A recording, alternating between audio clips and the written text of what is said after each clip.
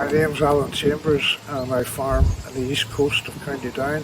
The farm has been in my family for about 13 or 14 generations, away back 1620, 1630, sometime like that.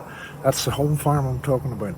This one here we bought in 1985, but that was part of a farm expansion. When the Chancellor introduced this in a budget proposal to put a 20% tax on farmland, my first reaction was to consult my accountant and ask him what the value of my property is. Now, we have to value the farmland, we have to value the machinery, any livestock, all has to be included. My farmhouse has to be included in my total asset value.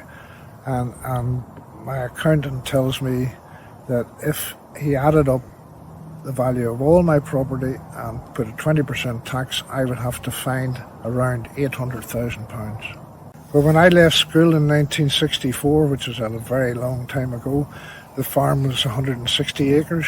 It was involved my father, my brother and I in a farming partnership. With hard work and taking risks and borrowing lots of money, we managed to build this up over a generation to 600 acres, 650 acres actually, which we then were able to split between myself and my brother on an amicable agreement for inheritance planning. So how did we manage to do this? Well, basically hard work, very hard work at times, long hours, making good decisions, getting some luck in the equation. We came through difficult weather years as well, but we managed. We've had some excellent weather years. And all in all, it's been a long journey with family support, but we only did it because we loved it and we enjoyed it and we felt that we were achieving something. My farming career, I have made profits. I'm not ashamed to say that. Everybody should strive to make profit. But when I make a profit and do my tax returns at the end of the year, I have to pay tax on that. And I love paying tax. And people think I'm stupid to say that. But the more tax I pay, the more profit I've made. So I've paid tax over the years. I've paid all the tax that I was asked for. And then all of a sudden, bang, along comes another tax.